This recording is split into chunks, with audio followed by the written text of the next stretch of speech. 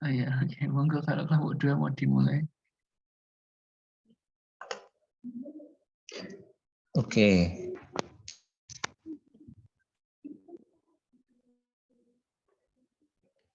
Ini dimulai ya berarti ya? Tak mulai dulu berarti ya? Nggih, monggo share screen materinya. Oh, oke.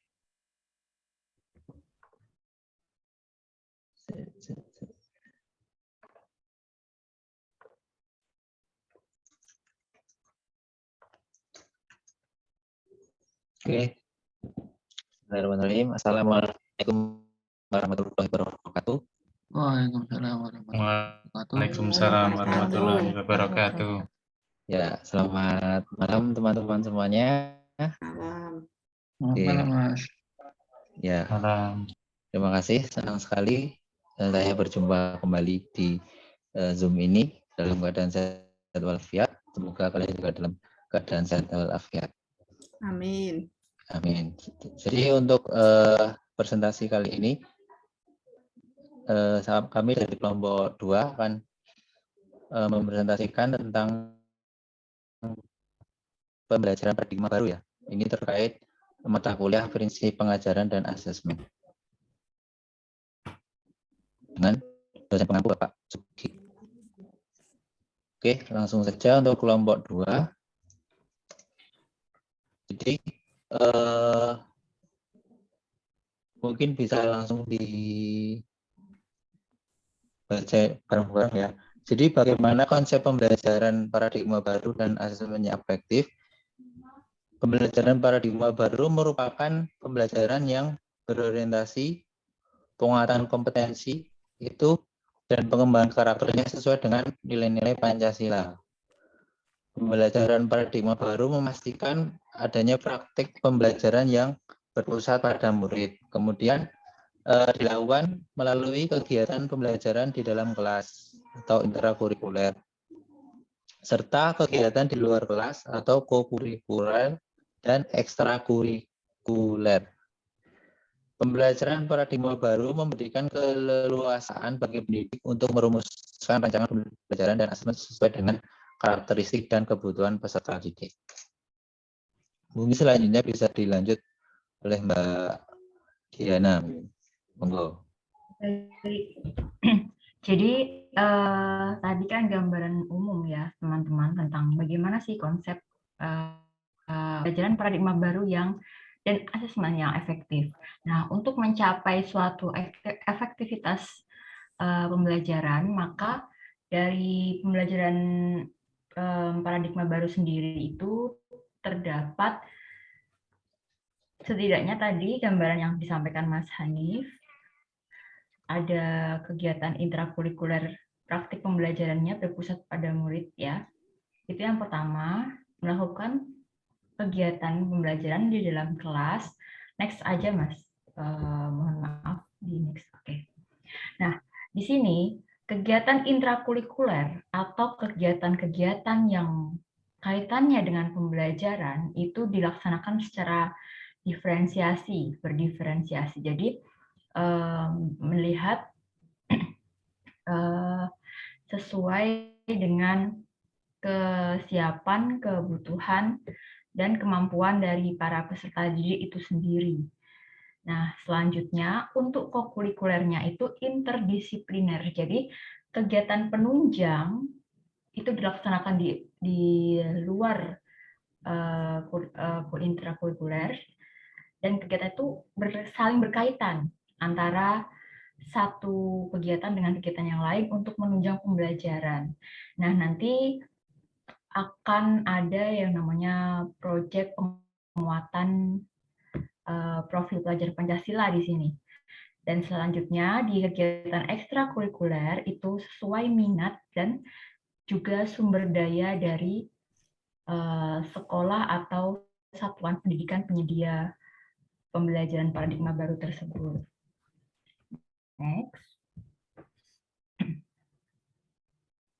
Nah, secara umum gambaran profil pelajar Pancasila antara lain sebagai berikut, bisa dilihat pada slide.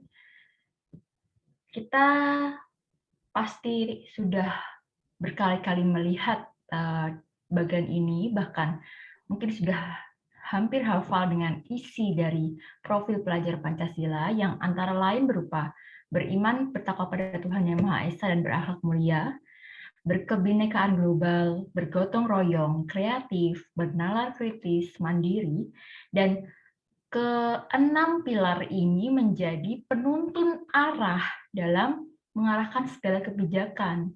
Jadi kalaupun kita mau melakukan suatu keleluasaan, kita mau melakukan suatu pembaharuan, tentu kita memiliki indikator tetap berada pada koridor di profil pelajar Pancasila.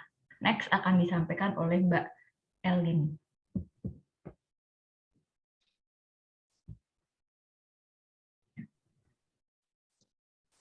Oke. Selanjutnya, bagaimana konsep pembelajaran paradigma baru dan asesmen yang efektif.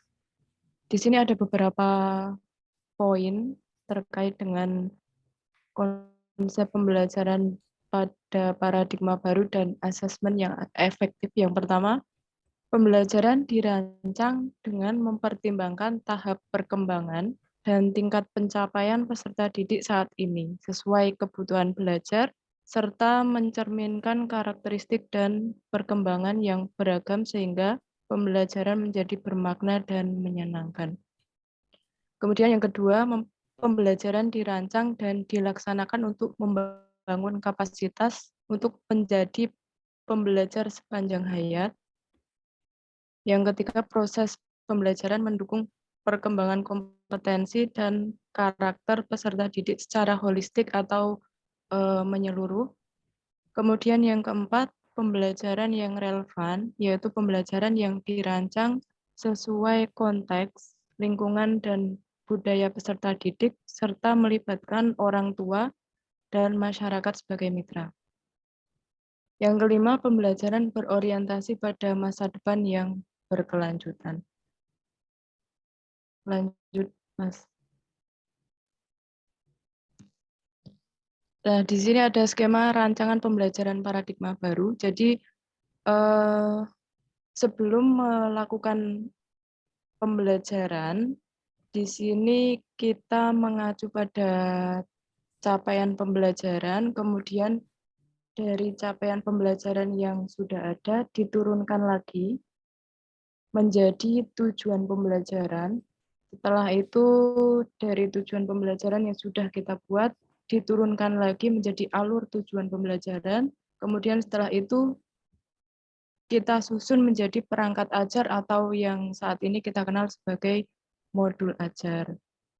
Nah, jadi modul ajar itu adalah yang akan kita jadikan pedoman dalam melaksanakan pembelajaran atau kegiatan pembelajaran di dalam kelas bersama peserta didik. Lanjut.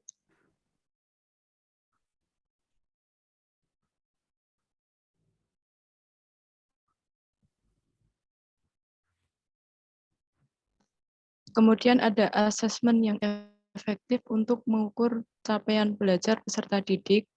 Yang pertama, asesmen merupakan bagian terpadu dari proses pembelajaran dalam menentukan strategi pembelajaran selanjutnya. Jadi, asesmen ini merupakan bagian terpadu yang meliputi guru, kemudian ada wali atau orang tua dari peserta didik. Yang kedua, asesmen dirancang dan dilakukan sesuai dengan fungsi asesmen tersebut dengan keleluasaan agar efektif mencapai tujuan pembelajaran. Ketiga, asesmen dirancang secara adil, proporsional, valid, dan dapat dipercaya atau reliable. Yang keempat, laporan kemajuan belajar dan pencapaian peserta didik bersifat sederhana dan informatif. Yang terakhir, hasil asesmen digunakan oleh peserta didik, pendidik, tenaga kependidikan, dan orang tua sebagai bahan refleksi untuk meningkatkan mutu pembelajaran.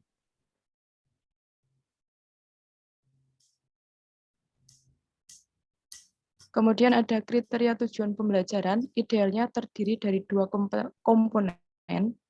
Yang pertama, komponen kompetensi.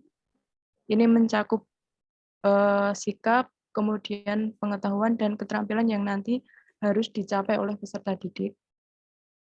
Kriteria yang kedua adalah penguasaan konten, yaitu berkaitan dengan ilmu pengetahuan. Inti kalau kita berarti ya geografi ya, atau konsep utama yang harus dipahami. Selanjutnya akan dilanjutkan oleh Mbak Asna.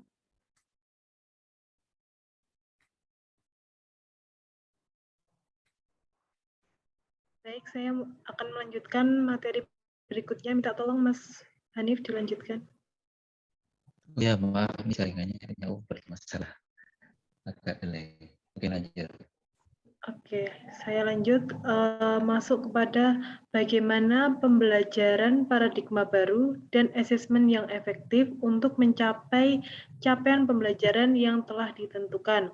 Dalam hal ini saya langsung mengambil contoh proses pembelajarannya. Saya mengambil capaian pembelajaran mata pelajaran geografi fase E, yaitu untuk kelas 10 SMA atau MA atau program paket C. Di akhir fase E atau untuk yang kelas 10, peserta didik mampu memahami fenomena geosfer. Ini adalah salah satu dari beberapa capaian pembelajaran yang ada. Kemudian peserta didik mampu menguraikan permasalahan yang timbul dalam fenomena geosfer yang terjadi dan memberikan ide solusi terbaik untuk menghadapinya. Untuk proses pembelajarannya misalkan dalam capaian pembelajaran fenomena geosfer, gempa bumi, dan juga banjir. Ini salah satu beberapa fenomena yang sering terjadi di sekitar peserta didik. Kemudian nantinya peserta didik mengamati video yang sudah disiapkan oleh guru tentang gempa bumi dan juga banjir di suatu wilayah. Atau mungkin nantinya video yang masih berada di wilayah sekitar peserta didik agar lebih menarik perhatian peserta didik. Kemudian nantinya peserta didik diminta untuk berdiskusi dengan teman-temannya atau kelompok untuk menguraikan permasalahan atau problematika yang timbul akibat adanya fenomena geosfer tersebut, yaitu gempa bumi dan banjir tadi. Kemudian nanti peserta didik berdiskusi dengan kelompoknya untuk mencari ide solusi terbaik dalam memecahkan permasalahan yang timbul. Kemudian nanti peserta didik diarahkan kalau untuk fenomena gempa bumi mungkin nanti diarahkan dalam mitigasi bencana gempa bumi, karena memang pada kenyataannya masih banyak yang belum memahami tentang mitigasi bencana gempa bumi. Dan kalau untuk banjir bisa diarahkan kepada pembuatan biopori, karena biopori dapat meminimalisir permasalahan yang timbul akibat banjir tersebut. Nah, kemudian lanjut Mas. Nah, asesmen yang efektif untuk mencapai capaian pembelajaran yang telah ditentukan itu ada asesmen diagnostik, asesmen formatif, dan juga asesmen sumatif. Kalau yang formatif itu mengukur kemajuan pemahaman peserta didik dari tiap materi yang sedang diajarkan di dalam kelas. Kemudian untuk diagnostik, mengukur kemampuan peserta didik pra pembelajaran baik kognitif maupun non-kognitif. Kemudian untuk sumatif, memastikan ketercapaian keseluruhan tujuan pembelajaran. Baik, lanjut. Kemudian paradigma asesmen keterpaduan. Paradigma asesmen salah satunya yaitu yang keterpaduan yang berkaitan dengan capaian pembelajaran. Itu asesmen sebagai bagian dari pembelajaran mencakup kompetensi pada ranah sikap, pengetahuan, keterampilan, dan keterampilan yang saling terkait. Rumusan capaian pembelajaran telah mengakomodasi 3 ranah tersebut. Pada saat pendidik melakukan asesmen berdasarkan tujuan pembelajaran yang merupakan turunan dari capaian pembelajaran. maka secara langsung keterpaduan ini terpenuhi. Dengan demikian, pendidik tidak perlu memilih asesmen berdasarkan ketiga ranah tersebut. Baik, selanjutnya akan disampaikan oleh Mas Nif.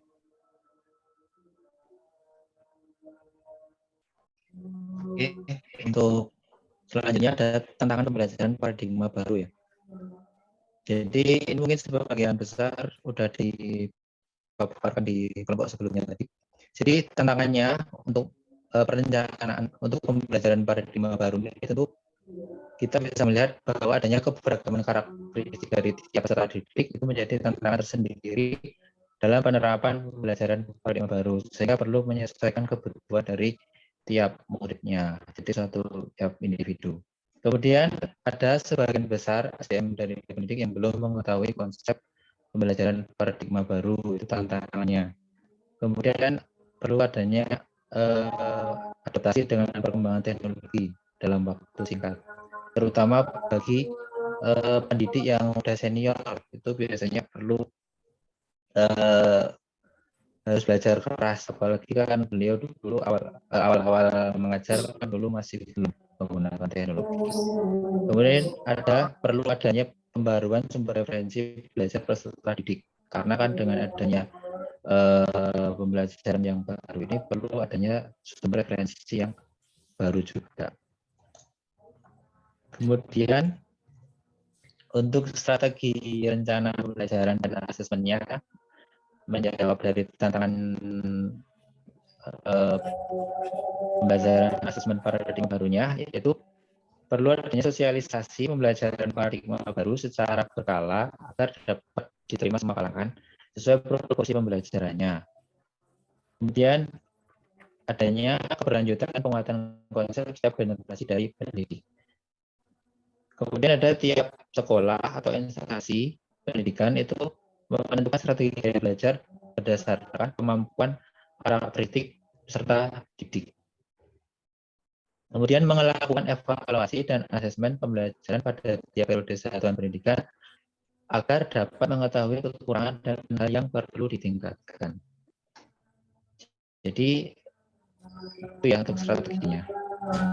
Sekian dari kelompok 2 mengenai rencana pembelajaran paradigma baru.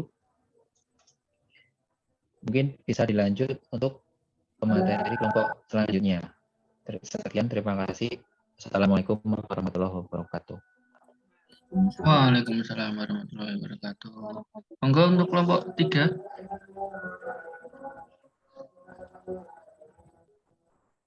Kelompok 3 kelompokku bukan sih? Ya, iya. Ayo. Ya. Baik. Mas Hanif bisa di stop share screen dulu.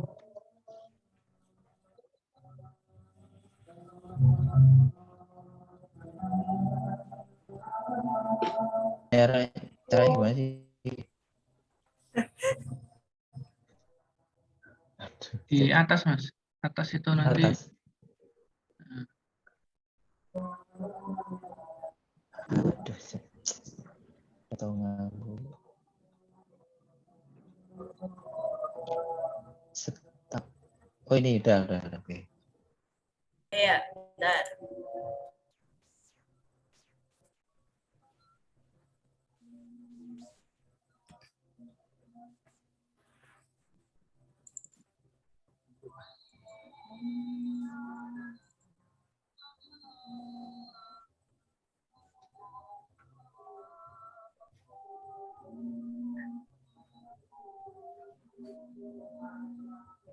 Monggo, sudah kelihatan. Oke. Assalamualaikum warahmatullahi wabarakatuh. Waalaikumsalam warahmatullahi wabarakatuh. Dari kelompok 3, di sini beranggotakan ada Mbak Anita Wahyu, kemudian ada Mbak Desi Husnul, sama saya Wahyu Trianingsih. Di sini kami akan mempresentasikan hasil diskusi kami mengenai pembelajaran paradigma baru dan asesmen efektif. Pembelajaran paradigma baru itu adalah pembelajaran yang berorientasi pada penguatan kompetensi dan pengembangan karakter sesuai dengan nilai-nilai Pancasila. yaitu ada 6 pilar Pancasila, yaitu ada beriman, bertakwa kepada Tuhan Yang Maha Esa dan berakhlak mulia, kemudian ada berkebinekaan global, ada bergotong royong, mandiri, bernalar kritis, dan kreatif. Kemudian yang selanjutnya, pembelajaran paradigma baru ialah pembelajaran yang berpusat pada peserta didik, dan karena pembelajaran ini berpusat pada peserta didik, maka guru itu menjadi fasilitator. Kemudian selanjutnya adalah assessment. Assessment itu adalah upaya untuk mendapatkan hasil informasi dari proses dan hasil belajar yang dilakukan oleh peserta didik. Untuk assessment itu dibagi jadi 3, yaitu ada assessment diagnostik, formatif, sama sumatif. Kalau diagnostik itu kan dilakukan di awal pembelajaran, itu untuk mengetahui pengetahuan dan keterampilan awal peserta didik. Kemudian kalau formatif itu bertujuan untuk memantau dan memperbaiki proses pembelajaran serta mengevaluasi pencapaian tujuan pembelajaran. Itu dilakukan ketika proses pembelajaran. Kemudian yang ketiga ada asesmen sumatif, yaitu adalah asesmen yang merupakan laporan hasil belajar yang berisi laporan pencapaian pembelajaran dan perkembangan peserta didik. Asesmen sumatif ini dilakukan pada akhir pembelajaran. Kemudian yang selanjutnya akan disampaikan oleh Mbak Anita. Silakan. Ya, selanjutnya adalah perencanaan pembelajaran dan asesmen dalam paradigma baru. Next, Mbak. Oh iya. Jadi terdapat beberapa langkah dalam perencanaan pembelajaran dan asesmen di paradigma baru. Yang pertama adalah menganalisis capaian pembelajaran.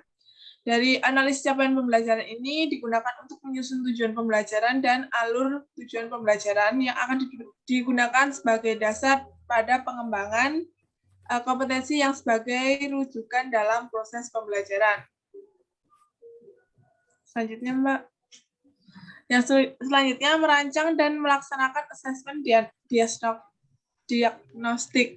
Seperti yang sudah dijelaskan tadi, asesmen diagnostik itu adalah untuk mengetahui pengetahuan awal sehingga dalam pelaksanaannya dilakukan pada awal pembelajaran.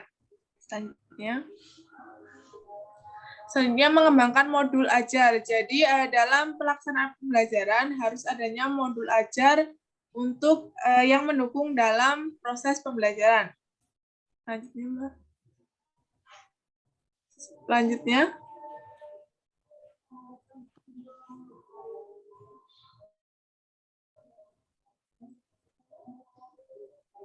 Mbak Ayu bisa di next. Ya. Selanjutnya penyesuaian proses pembelajaran dengan tahapan, capaian, dan karakteristik pada peserta didik. Jadi dalam proses pembelajaran pastinya terdapat beberapa karakteristik peserta didik yang mungkin belum dituangkan dalam proses pembelajaran dalam modul yang sudah disediakan. Sehingga dalam modul ajar harus adanya petunjuk dalam penyesuaian terhadap capaian dan karakteristik pada peserta didik. Selanjutnya. Yang selanjutnya adalah merencanakan, melaksanakan, dan mengolah asesmen formatif dan sumatif. Dalam pembelajaran paradigma baru, penilaian tidak hanya dilakukan untuk penilaian hasil pengetahuan, tetapi juga dalam proses pembelajaran, sehingga harus direncanakan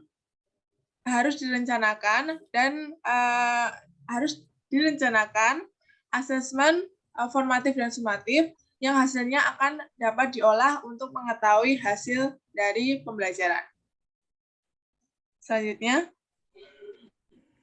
Selanjutnya adalah melaporkan hasil belajar. Dari asesmen yang sudah dilakukan, akan dilakukan pelaporan dari hasil belajar kepada wali murid maupun kepada peserta didik untuk mengetahui apa kelebihan dan kekuatan dan kelemahan yang ada pada peserta didik. Selanjutnya mengevaluasi pembelajaran dan asesmen. Hal ini dilakukan untuk melakukan refleksi kekuatan dan kelemahan pada kegiatan pembelajaran, sehingga dapat dilakukan perbaikan untuk proses pembelajaran selanjutnya. Untuk yang selanjutnya adalah langkah mencapai capaian pembelajaran akan dilanjutkan. Silahkan, Mbak. Oh iya. Selanjutnya saya akan menjelaskan mengenai langkah mencapai capaian pembelajaran. Di sini ada beberapa langkah. Yang pertama yaitu menggunakan metode pembelajaran yang mendorong peserta didik aktif, yaitu seperti problem based learning atau diskusi ataupun yang bersifat eksperimen. Yang kedua itu mengelompokkan kelas berdasarkan gaya belajar peserta didik, yaitu baik gaya audio, audiovisual. Yang ketiga, mengembangkan bahan ajar yang disesuaikan dengan karakteristik peserta didik, yaitu berdasarkan dari gaya belajar peserta didik. Yang keempat, melakukan penilaian proses dan hasil belajar siswa, yaitu seperti asesmen formatif dan sumatif. Yang terakhir yaitu merefleksikan proses pembelajaran, yaitu mengevaluasi kekuatan ataupun kelemahan dari proses pembelajaran. Lanjut. Yang selanjutnya yaitu tantangan perencanaan pembelajaran dan asesmen paradigma baru. Yang pertama itu keberagaman karakteristik peserta didik, yaitu banyaknya karakteristik yang berbeda dari gaya belajarnya. Yang kedua, guru masih menggunakan kebiasaan lama dalam mengajar. Seperti guru masih sulit beradaptasi dengan gaya belajar paradigma baru sehingga masih kembali kebiasaan lama dalam mengajar seperti ceramah. Yang ketiga, terdapat guru yang belum menguasai teknologi masa kini. Jadi masih banyak guru yang belum bisa menggunakan teknologi sekarang seperti teknologi digital. Lanjut. Yang selanjutnya yaitu strategi dalam menghadapi tantangan. Yang pertama, yaitu melakukan analisis gaya belajar peserta didik, yaitu bisa menggunakan asesmen diagnostik tadi. Yang kedua, guru senantiasa meningkatkan kapasitas dalam menggunakan metode pembelajaran yang bervariasi. Jadi guru harus meningkatkan keahlian dalam menggunakan metode yang bervariasi, yaitu tidak hanya satu metode pembelajaran.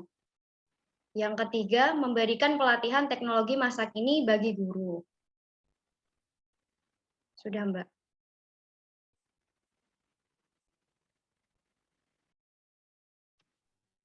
Baik, demikian presentasi dari kelompok kami. Apabila banyak salah dan kurangnya, kami mohon maaf. Kami tutup. Assalamualaikum warahmatullahi wabarakatuh. Waalaikumsalam warahmatullahi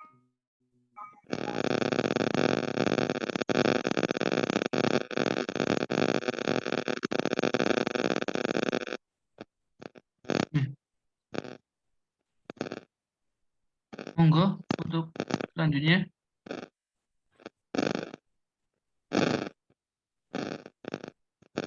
Assalamualaikum warahmatullahi wabarakatuh. Waalaikumsalam warahmatullahi wabarakatuh.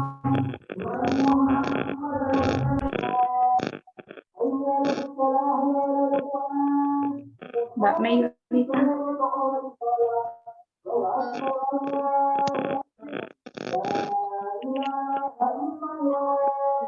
dari kelompok kami.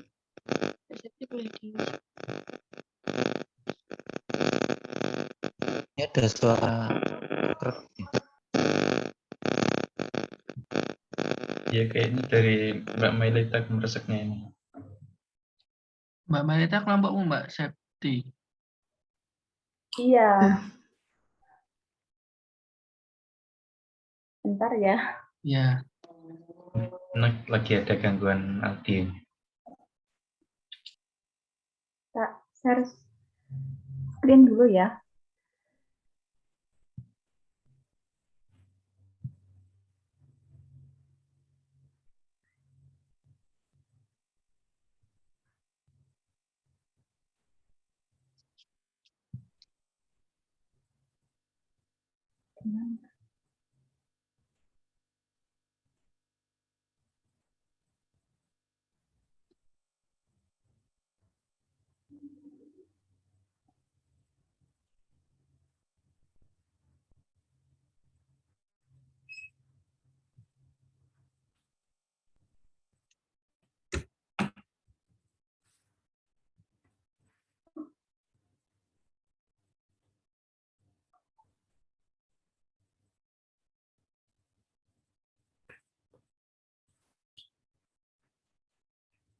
Udah bisa share screen, Mbak?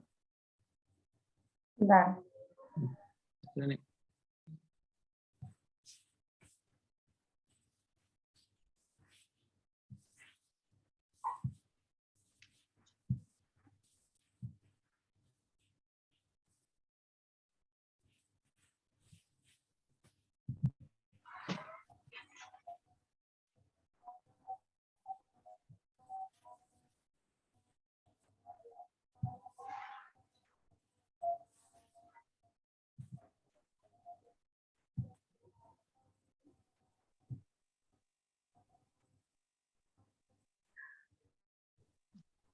Oke, baik, yang pertama akan disampaikan oleh Mbak Setia Fajar Nugraheni.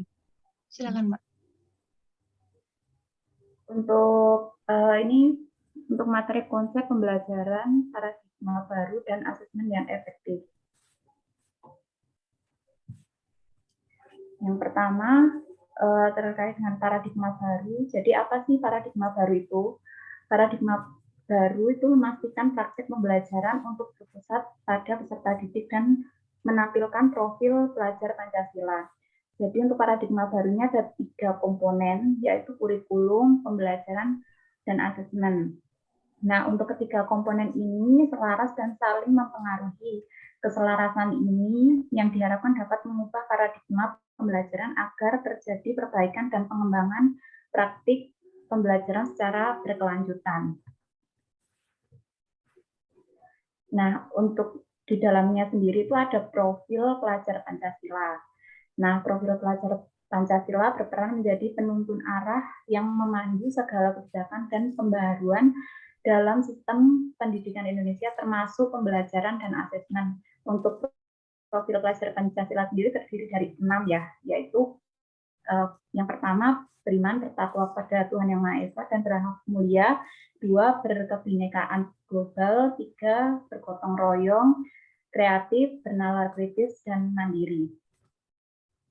Kemudian untuk pelaksanaan asesmen pada pembelajaran paradigma baru ini, jadi asesmen ini bagian terpadu dari proses pembelajaran, memfasilitasi pembelajaran, dan menyediakan informasi yang holistik sebagai umpan balik untuk pendidik, peserta didik, dan orang tua agar dapat membantu mereka dalam menentukan strategi pembelajaran selanjutnya. Selanjutnya akan dijelaskan oleh Dela. Baik, saya akan menjelaskan bahwa asesmen itu ada 2. Yang pertama itu ada asesmen formatif dan asesmen sumatif. Untuk asesmen formatif itu berfungsi untuk mendiagnosis kemampuan awal, yang kemudian untuk memberikan umpan balik kepada peserta didik untuk memperbaiki proses pembelajaran dan strategi. Yang ketiga, untuk mendiagnosis daya serap materi peserta didik, dan yang terakhir untuk memacu perubahan suasana kelas. Untuk asesmen sumatif sendiri berfungsi untuk mengukur capaian belajar peserta didik, kemudian untuk merefleksi pembelajaran dalam satu lingkup materi, dan yang ketiga umpan balik untuk merancang atau memperbaiki proses pembelajaran berikutnya, dan yang terakhir untuk melihat kekuatan dan kelemahan peserta didik selama pembelajaran. Next. Terus bagaimana semestinya guru merancangkan pembelajaran paradigma baru dan asesmen yang efektif untuk mengukur capaian belajar peserta didik. Nah, ada 4 cara yang semestinya guru rencanakan. Yang pertama itu adalah tahap perencanaan. Dalam tahap perencanaan ini, perencanaan awal dalam asesmen intrakurikuler dan proyek dilakukan dengan menentukan teknik, instrumen, dan alat yang tepat untuk mengukur pencapaian peserta didik. Yang kedua, yaitu pelaksanaan. Dalam pelaksanaan asesmen secara berkesinambungan pada awal, proses, dan akhir pembelajaran intrakurikuler dan proyek sehingga dapat menampilkan proses dan pencapaian belajar peserta didik secara utuh. Yang ketiga adalah pengelolaan. Dalam tahap pengelolaan, guru mengelola penilaian penilaian dilakukan dengan menggunakan data formatif dan sumatif dari masing-masing peserta didik. Untuk tahap yang terakhir yaitu umpan balik. Pada tahap umpan balik itu, guru melaporkan pelaporan penggambaran perkembangan dari proses pembelajaran peserta didik, mengidentifikasi area yang perlu dikembangkan, dan berkontribusi pada efektivitas pembelajaran. Asesmen yang efektif untuk mencapai capaian pembelajaran. Itu ada dua, yaitu formatif dan sumatif. Pada asesmen formatif, penilaian guru dilakukan guru terhadap peserta didik untuk memantau kemajuan belajar peserta didik selama pembelajaran berlangsung. Tekniknya melalui praktik, produk, proyek, portofolio, tes tertulis atau lisan. Hasilnya berupa produk hasil belajar, jurnal hasil refleksi peserta didik, rencana tindak lanjut atau asesmen hasil observasi, catatan anekdotal, dan nilai berupa angka. Untuk yang asesmen sumatif, penilaiannya dilakukan secara rutin yang biasanya dilakukan di waktu tertentu atau setiap akhir satu satuan waktu. Untuk tekniknya menggunakan teknik praktek, produk, proyek, portofolio, tes tertulis atau lisan. Hasilnya berupa produk hasil belajar dan nilai berupa angka. Selanjutnya akan dilanjutkan oleh Mbak Mailita. Ya, selanjutnya adalah tantangan dan strategi dalam pembelajaran dan asesmen paradigma baru. Next, tadi tantangannya adalah yang pertama, tidak memiliki pengalaman dengan kemerdekaan belajar. Kemudian yang kedua, keterbatasan referensi. Jadi buku teks yang ada di sini saat ini dinilai masih berkualitas cukup rendah, baik buku guru maupun siswa yang diterbitkan pusat perbukuan atau penerbit swasta. Kemudian yang ketiga, ada akses yang dimiliki dalam pembelajaran. Kemudian yang keempat ada manajemen waktu. Manajemen waktu di sini dalam upaya transformasi proses pembelajaran, guru mungkin membutuhkan waktu untuk lebih banyak belajar lagi supaya dapat adaptif dengan tuntutan perubahan yang diharapkan. Yang terakhir adalah kompetensi atau skill yang kurang memadai. Jadi minimnya pengalaman dalam implementasi kemerdekaan belajar juga menentukan kualitas atau kompetensi yang dimiliki oleh guru. Next. Selanjutnya strategi yang perlu dilakukan. Yang pertama ada strategi inklusif. Yakni semua anak dari latar belakang apapun mendapatkan kesempatan yang sama untuk belajar dan meningkatkan kemampuan akademiknya. Yang kedua, menanamkan grow mindset, yaitu berupaya untuk bisa menguasai apa yang sedang dipelajari, bukan sekedar mendapatkan nilai yang baik. Yang terakhir adanya self and peer assessment, yakni asesmen yang perlu berisi keterangan yang jelas tentang apa yang peserta didik telah capai dan apa yang belum berhasil dilakukan.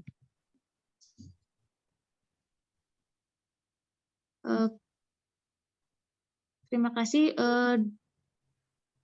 Di sini kelompok 2 telah kelompok 4 telah mempresentasikan hasil diskusi kami. Selanjutnya akan dilanjutkan oleh kelompok 5. Oke, kami mohon izin share screen.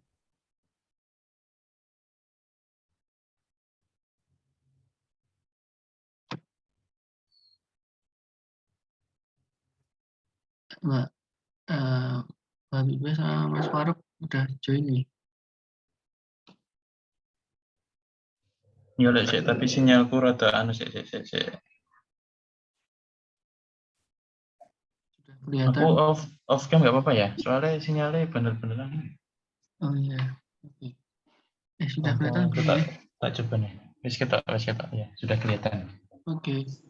Jadi assalamualaikum warahmatullahi wabarakatuh.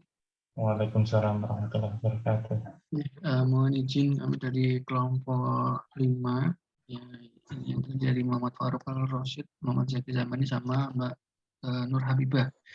Nah, kami ingin membahas mengenai topiknya sama dengan teman-teman, tapi di sini kami ada pengantar terlebih dahulu, yaitu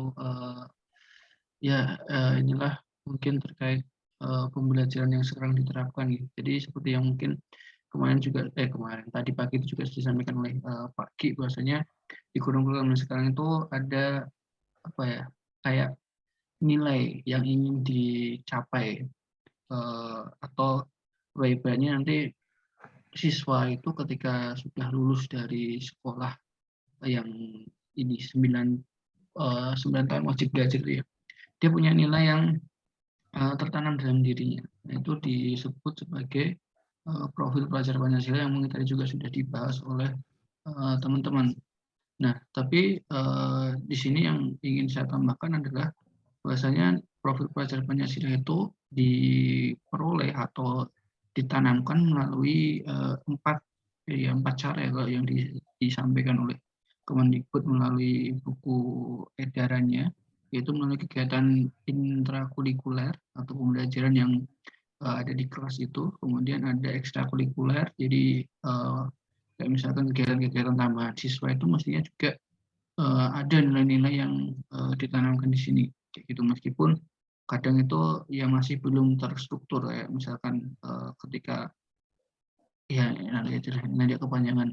Kemudian juga ada yang melalui yang terbaru, ini ada P5, Proyek Penguatan Profil Pelajar Pancasila, yang mungkin kedepannya ya semoga ada ada perkuliahan yang membahas ini juga, kayak gitu. Kemudian yang terakhir yaitu tentang budaya sekolah atau iklim sekolah yang mestinya juga sudah coba disisipkan nilai-nilai ini. Nah, sebenarnya kalau teman-teman mungkin juga sudah pernah membaca, ini ada indikatornya lagi. Jadi kayak berkebinekaan global itu ada apa aja, terus ada sub-elemennya lagi. Jadi ada elemen, ada sub-elemen, kayak gitu. Nah, biasanya yang paling terakhir itu, yang paling mengerucut itu yang kayak yang bisa dicapai secara pasti. Nah, kemudian sebelum nanti kita masuk ke terkait pembelajaran paradigma baru, nah dalam ini ya yang saya lingkari dalam intrakurikuler, dalam penanaman nilai profil pelajar Pancasilanya itu bisa dilakukan melalui 3 proses ini. Yang pertama dalam penentuan tujuan pembelajaran, ya, kemudian dalam proses pembelajaran yang berlangsung, dan juga asesmen yang ditentukan oleh pendidik. Itu. Nah, terkait konsep pembelajaran paradigma baru, ini mohon maaf kalau memang kelompok kami ini minimalis ya, karena ya maklum lah, gitu.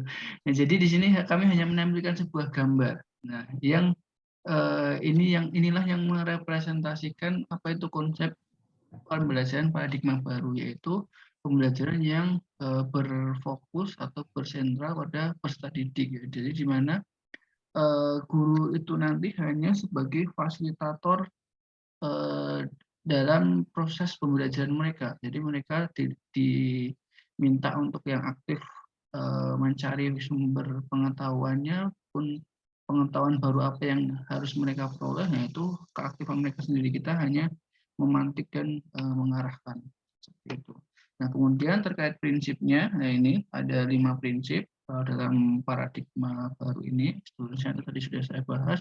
Kemudian kontekstual, itu peserta didik pembelajaran sekarang itu kayak ya diberikan contoh-contoh yang dekat dengan kehidupan sehari-hari mereka, ataupun mungkin yang kalaupun jauh ya yang pemikiran mereka itu sudah nyandak atau bisa paling nggak bisa membayangkan, gitu. Kemudian ada esensial, ada akuntabel, dan kolaboratif. Yang kolaboratif di sini tuh sebenarnya ini keterlibatan dengan stakeholder ataupun pemangku kebijakan yang lain. Jadi bukan yang dimaksud bukan kolaboratif kerjasama antar guru antar siswa, tapi lebih ke ada kolaborasi dengan stakeholder untuk pembelajaran. Kemudian terkait konsep asesmen yang efektif, nah dalam pembelajaran paradigma baru ini mungkin tadi juga sudah dibahas, tapi kami kembali membahas secara minimalis ya. Jadi ini kalau di materi yang kami temukan, ini ada perbandingan antara tradisional assessment piramid atau piramida assessment tradisional dan yang sekarang ya. Jadi assessment itu sebenarnya benar tadi ada, kalau yang di IKM itu diagnostik, kemudian formatif dan sumatif, tapi di sini yang kami bahas itu yang sumatif dan juga formatifnya. Jadi sumatif di sini itu ada assessment as learning sama assessment for learning. Nah, bedanya apa antara assessment as learning dan for learning? Jadi kalau yang assessment as learning ini ada assessment yang melibatkan peserta didik juga.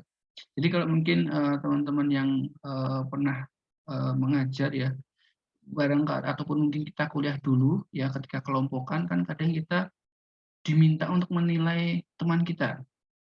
Nah, yang nilainya kadang ya bukan kadang, yang seringnya itu rahasia. Ya, karena kan kita menilai teman kita ya kan, masa kita buka kan nanti kan malah jadi permusuhan di situ. Nah, kayak gitu itu adalah assessment as learning. Jadi peserta didik yang diminta juga diminta partisipasinya dalam penilaian. Nah, sedangkan kalau assessment yang for learning tadi, yang sumatif yang mungkin sering sudah dijelaskan sama teman-teman, yaitu kayak misalkan ada diskusi, itu kita nilai, guru yang menilai bagaimana mereka berdiskusi, kemudian dalam presentasi, dalam keaktifan mereka dan lain sebagainya. Itu ya assessment proses lah, kayak gitu, proses. Nah, kemudian yang terakhir ada assessment of learning. Ini adalah assessment sumatif yang dilakukan di akhir pembelajaran atau akhir tiap tujuan pembelajaran. Contohnya misalkan ada ulangan harian, kayak gitu, ataupun PAS ataupun PTS. Nah, dan prinsipnya di sini disesuaikan dengan perkembangan peserta didiknya. Jadi mau menggunakan yang metode dengan diskusi atau presentasi ataupun dengan kuis atau dengan apa ya, itu disesuaikan dengan perkembangan si peserta didiknya juga. Selanjutnya mungkin akan dilanjutkan oleh Mbak Habibah, monggo.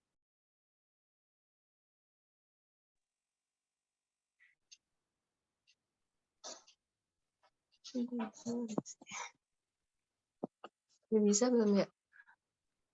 Bisa Mbak, kedengeran Mbak? Ya, udah. Oke, saya akan lanjutkan dari Mas Zaki tadi. Selanjutnya ada merencanakan pembelajaran paradigma baru. Bagaimana perencanaan dari pembelajaran paradigma baru ataupun prototipe ini? Yang pertama dimulai dari menganalisis capaian pembelajarannya. Dianalisis capaian pembelajaran yang akan dicapai, istilahnya tujuan belajarnya. Kalau dulu mungkin ada KI, KD seperti itu ya. Jadi dianalisis dulu. Setelah itu assessment dilanjutkan dengan assessment diagnostik. Nah, asesmen diagnostis ini bertujuan untuk mengidentify kompetensi, kekuatan, dan kelemahan dari peserta didik tersebut. Nah, jadi hasilnya digunakan pendidiknya itu sebagai rujukan untuk merencanakan pembelajaran yang sesuai dengan kebutuhan pembelajaran si peserta didik itu. Nah, selanjutnya setelah asesmen diagnostik itu tercipta, baru dibuatlah modul ajar. Nah, di modul ajar ini, nah itu harus direncanakan ya, modul ajar yang dikembangkan kriterianya seperti apa gitu, supaya pembelajaran paradigma baru ini bisa berjalan dengan tepat. Nah, seperti salah satunya modul yang esensial, di mana pemahaman konsep dari setiap mata pelajaran itu melalui pengalaman belajar dan lintas yang disiplin. Nah, itu esensinya seperti itu. Kemudian menarik, bermakna, dan juga menantang. Itu modul ajar yang keduanya. Kemudian yang ketiganya itu dia harus relevan dan lebih kontekstual. Kemudian saling berkesinambungan. Itu modul ajar yang dikembangkan menurut kami itu pembelajaran paradigma baru yang tepat gitu. Seperti itu modul ajarnya, esensinya. Kemudian dilanjutkan dengan pelaksanaan pembelajaran. Nah, bagaimana pelaksanaan pembelajarannya? Nah, pelaksanaan pembelajarannya itu juga harus diperhatikan, ya, prosesnya, metodenya, modelnya. Nah, kemudian setelah pelaksanaan itu berjalan, asesmennya, asesmen formatif dan sumatifnya itu ditentukan ya. Asesmen formatif dan sumatifnya baru dilanjutkan perencanaan berikutnya adalah laporan hasil belajar. Nah, laporan hasil belajar sudah terbentuk ya, baru dilakukan evaluasi. Apa yang kurang dari pembelajaran ini? Apakah semua sudah tercapai atau belum? Nah, dievaluasi. Kemudian dilanjutkan berikutnya, yang terakhir, itu ada pembelajaran dan asesmen yang mencapai capaian pembelajaran. Nah, diagnosisnya itu ada non-kognitif dan juga kognitif. Nah, non-kognitif ini secara psikologi anaknya yang dibahas di situ, perilakunya, sikapnya. Sedangkan kognitifnya itu dari segi pengetahuan dan keterampilan si peserta didiknya. Nah, itu pembelajaran dan asesmen dalam mencapai capaian pembelajaran. Selanjutnya akan dilanjutkan oleh rekan berikutnya. Terima kasih atas kesempatannya. Yang selanjutnya itu mengembangkan modul ajar. Nah, dalam modul ajar ini harus mencakup antara lain yang pertama esensial pemahaman konsep dari setiap mata pelajaran melalui pengalaman belajar dan lintas disiplin. Kemudian yang kedua yaitu menarik, bermakna, dan menantang. Nah, itu kita singkat bermakna saja. Nah, dalam hal ini kita menghubungkan minat untuk belajar dan melibatkan peserta didik secara aktif dalam proses belajar, berhubungan dengan pengetahuan dan pengalaman yang dimiliki sebelumnya, sehingga tidak terlalu kompleks, namun juga tidak terlalu mudah untuk tahap usianya. Nah, untuk selanjutnya yaitu relevan dan kontekstual. Nah, dalam hal ini berhubungan dengan pengetahuan dan pengalaman yang dimiliki sebelumnya dan sesuai dengan konteks waktu dan tempat peserta didik berada. Jadi mengenai lingkungannya peserta didik tersebut. Nah, untuk selanjutnya yaitu berkesinambungan. Berkesinambungan artinya yaitu keterkaitan alur kegiatan pembelajaran sesuai dengan fase belajar peserta didik. Nah, setelah mengembangkan modul ajar, kemudian yaitu melaksanakan pembelajaran, yaitu sesuai dengan yang sudah direncanakan tadi. Dalam pengajaran harus ada model, metode, strategi, dan materi dan media. Nah, itu adalah senjata utamanya seorang guru. Jadi, dalam pembelajaran nanti bisa menarik atau tidak kehadap peserta didik itu tergantung model, metode, strategi, materi, media yang disiapkan oleh guru. Nah, setelah itu dilaksanakan asesmen, yaitu asesmen formatif dan sumatif yang tepat. Nah, dengan adanya asesmen formatif dan sumatif yang tepat, maka dalam pembelajaran nanti akan mendapatkan hasil yang sesuai seperti itu, sesuai dengan yang sudah direncanakan tadi. Next, Mas.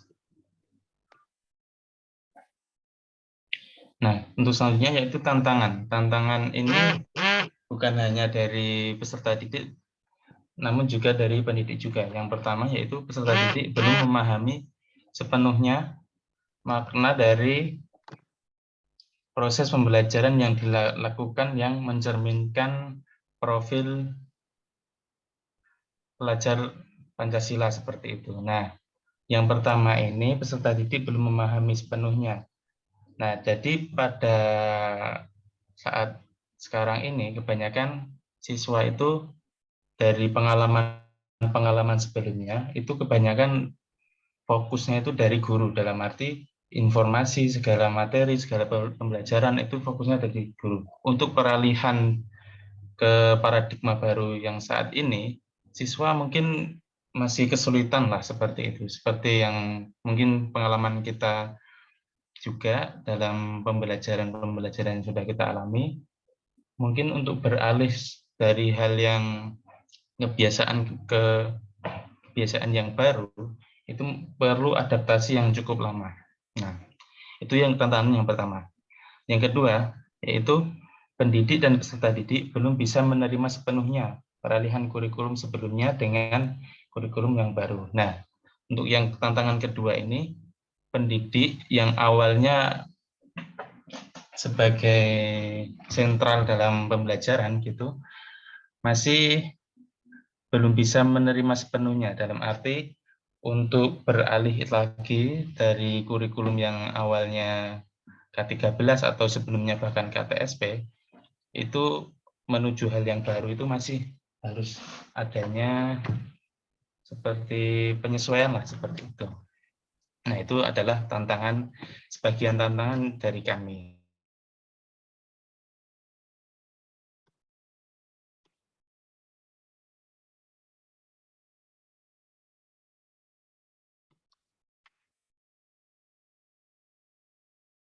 Halo,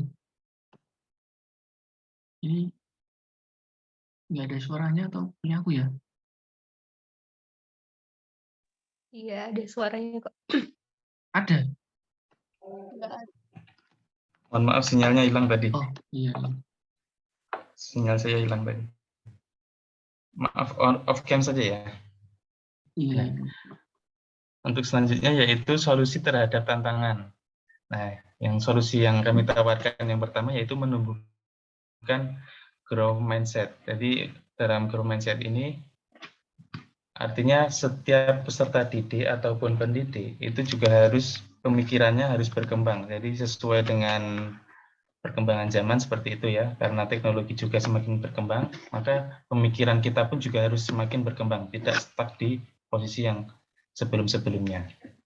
Nah, untuk yang kedua, solusi terhadap tantangan yang kedua yaitu memahamkan sepenuhnya tentang nilai dan capaian pembelajaran terhadap peserta didik. Nah, dalam hal ini, kita sebagai guru harus memahamkan dari awal mengenai nilai-nilai profil pelajar Pancasila seperti itu. Nah, jadi misalkan kita mau mengadakan diskusi, kita juga harus menanamkan nilai, contohnya gotong royong. Nah, kita sampaikan dari awal dulu supaya peserta didik kita itu juga aktif dalam berdiskusi.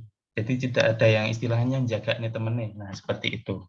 Kemudian contohnya lagi, misalkan profil pelajar Pancasila untuk menanamkan tentang kemandirian. Nah, misalkan kita suruh peserta didik kita untuk menjawab pertanyaan dari guru secara individu. Nah, itu kita pancing mereka untuk bisa menjawab setiap individu supaya kita bisa menanamkan nilai yaitu kemandirian. Nah, untuk yang selanjutnya adanya IHT untuk pendidik. Nah, ini maksudnya yaitu pelatihan-pelatihan. Pelatihan-pelatihan itu adalah yaitu mengenai kurikulum yang terbaru yaitu kurikulum Merdeka. Intinya supaya pendidik itu juga terbiasa mengenai kurikulum yang terbaru ini, juga harus siap untuk merubah cara beliau untuk mengajar lah seperti itu supaya berfokus kepada peserta didik. Nah, untuk yang selanjutnya yaitu tetap membudayakan pembelajaran paradigma baru. Nah, kami mengambil kata membudayakan karena dalam hal ini pembelajaran paradigma baru ini konsepnya itu sudah bagus. Maksudnya dalam budaya itu kan isinya hal-hal yang bagus kan. Nah, dalam paradigma baru ini kita harus membudayakan supaya siswa ataupun guru terbiasa menggunakan kurikulum yang kita pakai sekarang yaitu kurikulum Merdeka lah seperti itu. Secara konsep memang sudah bagus, namun dalam pelaksanaannya memang belum maksimal, maka dari itu kita harus membudayakannya atau membiasakannya seperti itu. Nah, mungkin itu adalah solusi terhadap tantangan-tantangan yang dari kami. Oke, terima kasih Mas. Sudah semua kelompok berarti ya? Itu dari kelompok kami, kelompok 5. Mungkin langsung saja untuk sesi diskusinya. Untuk 4 presenter, monggo yang mau bertanya atau memberikan tanggapan, pendapat, juga diperbolehkan.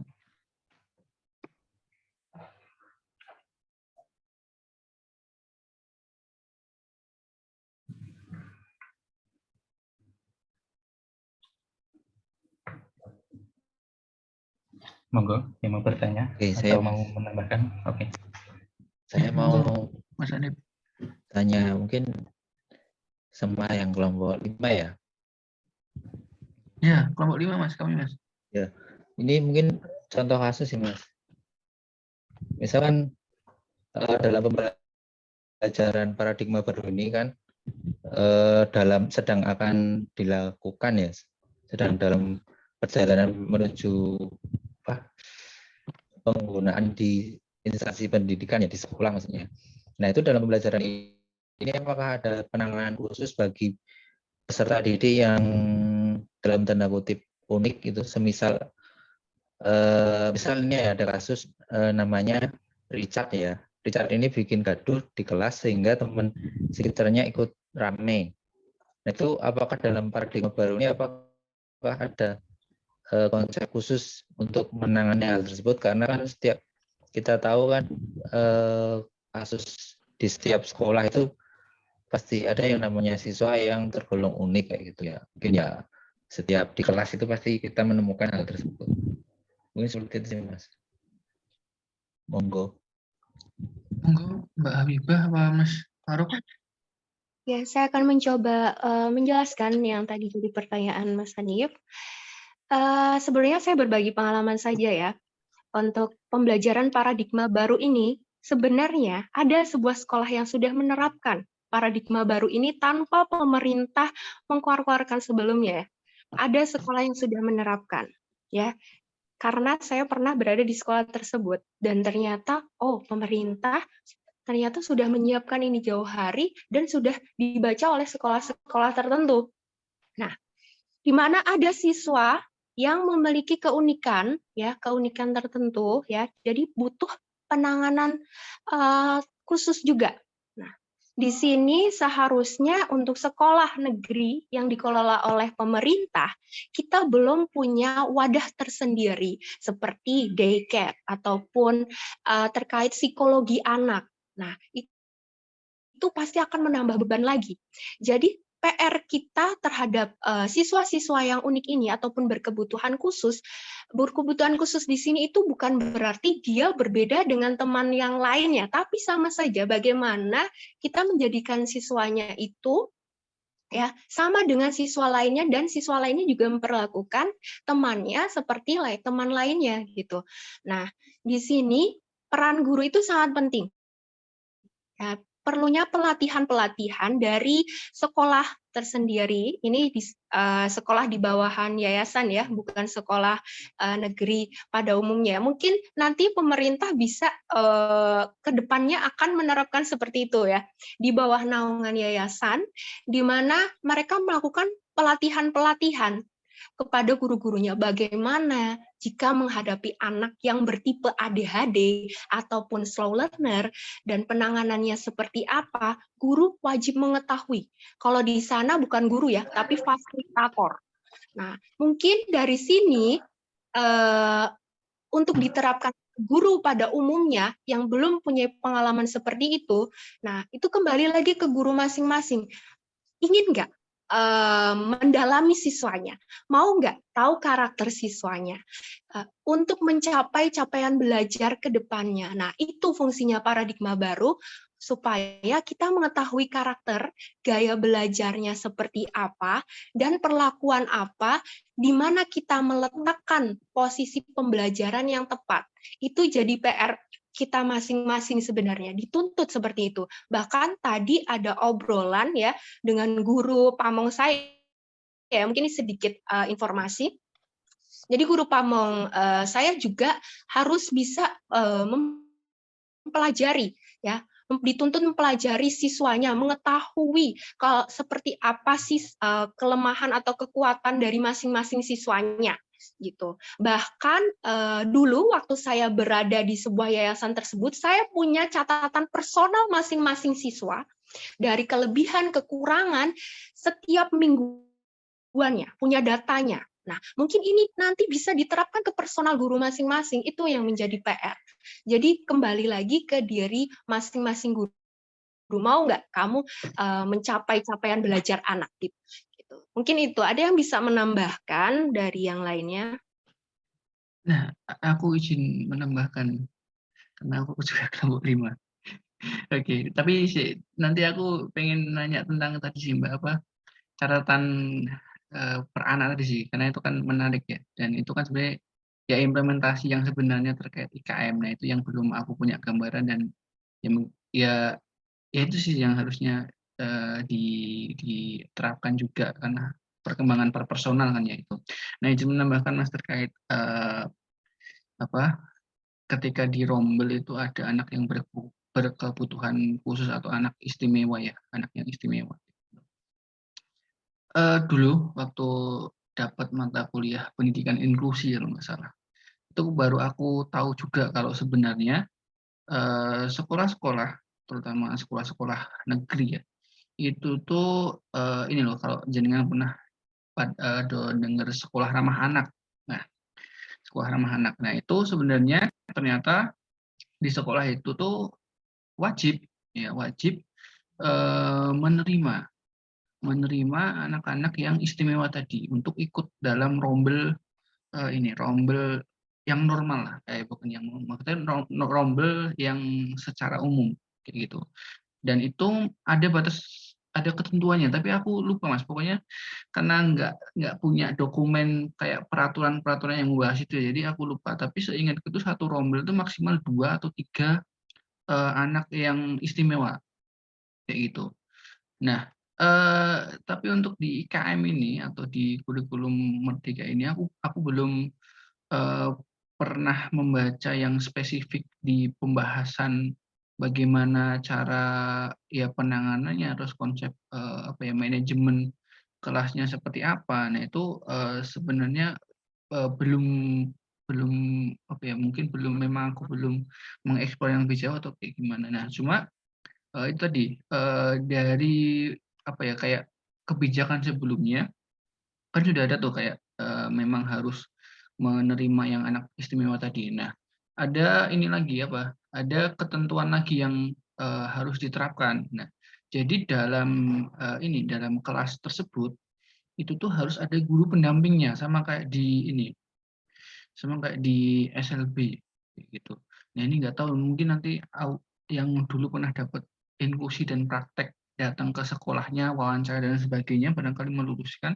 Aku agak lupa, cuma seingatku tadi tetap ada pendamping dan si siswa berkebutuhan khusus itu wajib difasilitasi untuk tambahan jam belajarnya, kayak gitu. Tambahan jam belajarnya. Nah, entah itu misalkan di kayak di luar jam sekolah ataupun masih dalam jam sekolah tapi pas istirahat dan lain sebagainya. Nah, itu harus difasilitasi oleh guru kayak gitu. Nah, kemudian kalau aku mengkaitkan dengan mengkaitkan dengan prinsip pembelajaran IKM ya. Kan aku lupa di video yang mana ya. Pokoknya di LMS itu ada.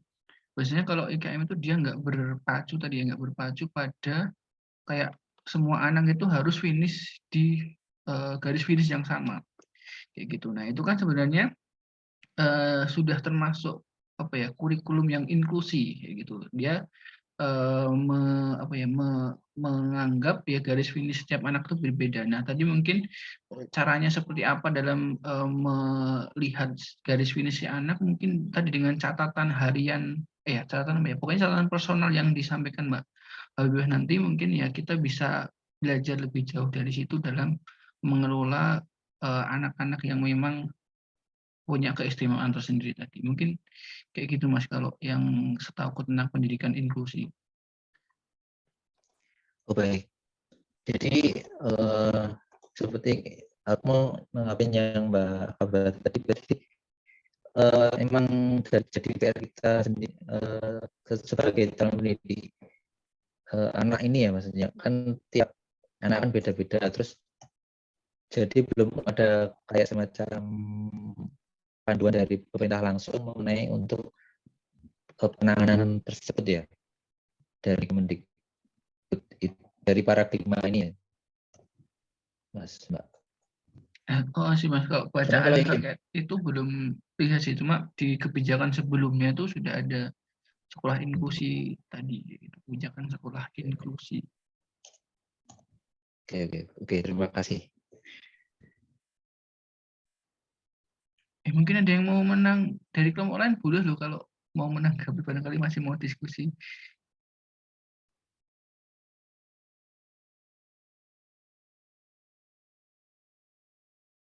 Atau mungkin ada yang bertanya? Halo. Mau ini sih, mau minta pendapatnya buat semuanya aja sih. Gini. Enggak spesifik kelompok berapa gitu, enggak usah. Karena ini materinya sama semuanya gitu nih. Nah, menurut sampean-sampean semua ini kan dari kita pas waktu peralihan dari KTSP ke K13, ya kan? Dulu itu mungkin dalam satu kelas jumlahnya bisa 20 sampai 30 itu masih cocok lah ya, seperti itu. Nah, kemudian kalau dalam kurikulum Merdeka ini, kalau memang benar-benar diterapkan, kalau dalam jumlah sebanyak itu kita ambil paling sedikit lah, 20 itu menurut jenengan itu masih kebanyakan atau cukup atau bagaimana? Mungkin saya juga masih kebingungan hal seperti itu, cocoknya seperti apalah. Nah, karena saya juga masih benar-benar baru mengenai kurikulum Merdeka ini. Nah, monggo siapa yang mau menanggapi, kami persilahkan.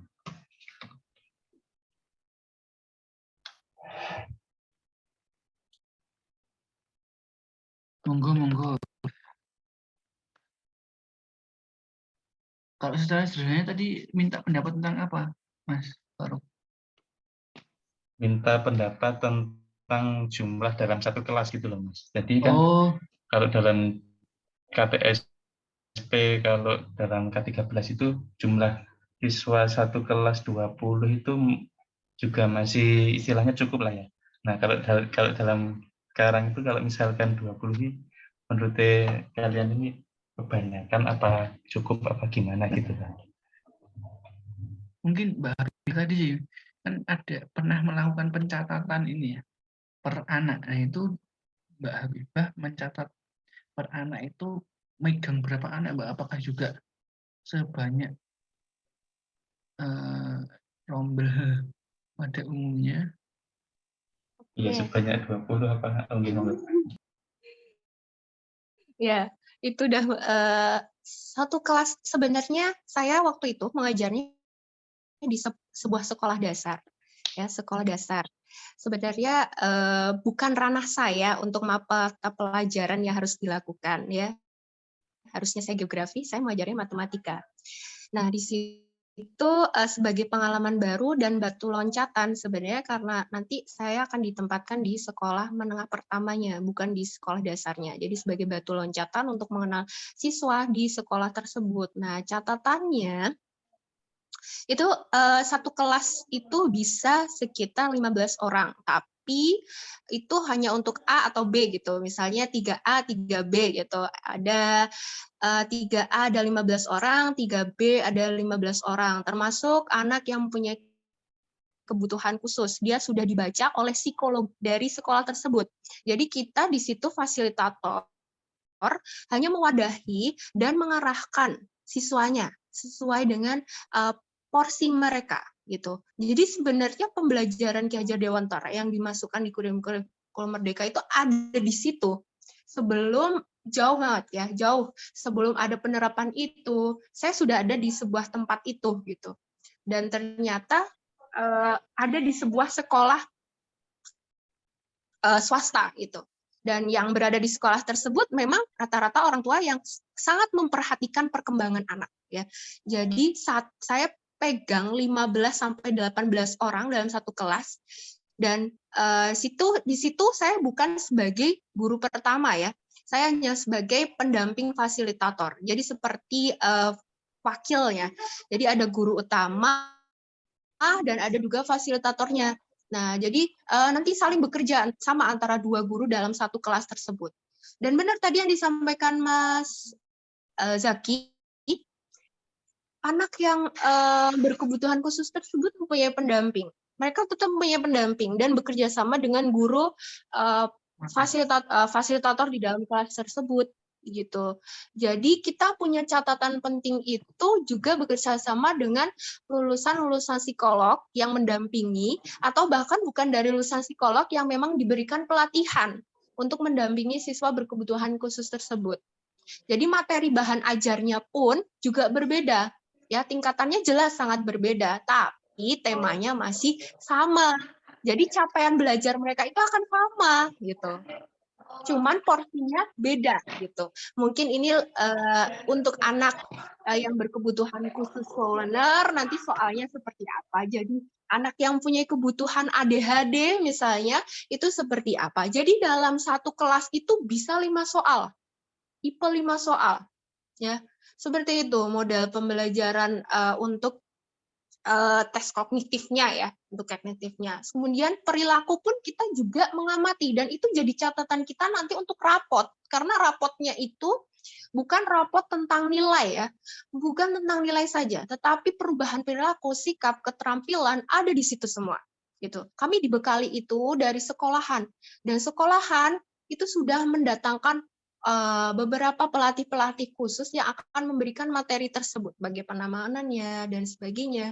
Dan kita memang tidak hanya terpaku pada pelatihan tersebut, tapi kita juga diberikan arahan, ya referensi-referensi yang tepat. Dan kebetulan guru-guru di situ bukan banyak dari pendidik, betul, bukan lulusan pendidik. Saya catat ya, bukan pendidik. Mereka dari universitas-universitas yang bisa dikatakan ya belum besar ya. Contohnya ada IPB, nggak sebut ya, ada ITB juga, ada UI, dan itu bukan dari pendidik.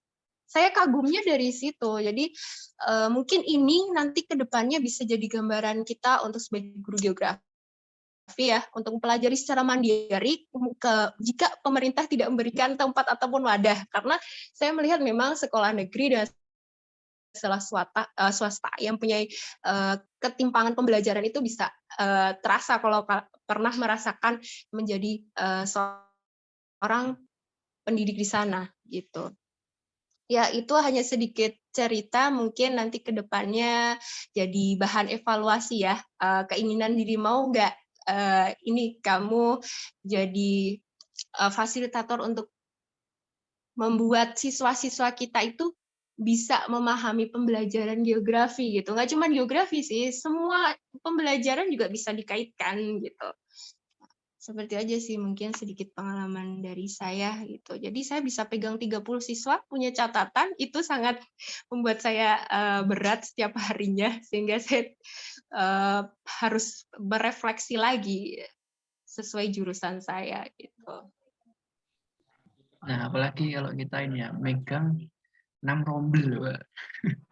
Wah, ini sangat ya Mas ya, ibaratnya merubah semua ini tuh butuh proses yang sangat panjang kalau bisa nyampe sampai segitunya gitu.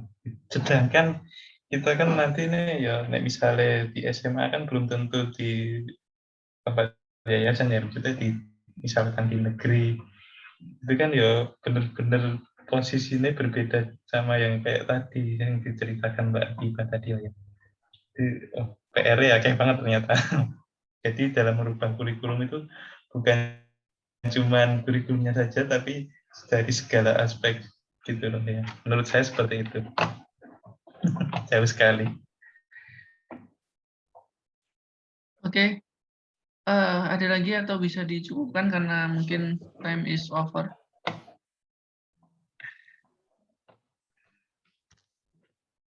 Monggo yang lain mau mengerti apa gimana.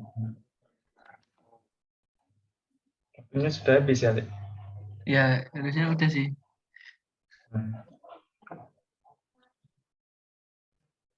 Ya, mungkin itu sudah aja ya, disudahi ya. Oke. Mungkin cukup saja, nggak apa-apa. Ditutup. Cukup nggih, Mas, Mbak? Yang lain? Iya. Oke. Mungkin itu untuk diskusi kita malam hari ini sangat menarik dan ya kemudian kita jadi menemukan hal-hal baru yang bisa kita sharingkan ataupun yang muncul pertanyaan-pertanyaan baru yang perlu kita bicarakan lagi untuk kedepannya, untuk ya perkembangan diri kita dan juga untuk membantu perbaikan pendidikan di negara kita. Mungkin itu, terima kasih, selamat beristirahat ya. Sekian, saya tutup selaku moderator dadakan. Assalamualaikum warahmatullahi wabarakatuh. Waalaikumsalam warahmatullahi wabarakatuh. Terima kasih semuanya. Terima kasih guys. Oke, aku end ya. Oke.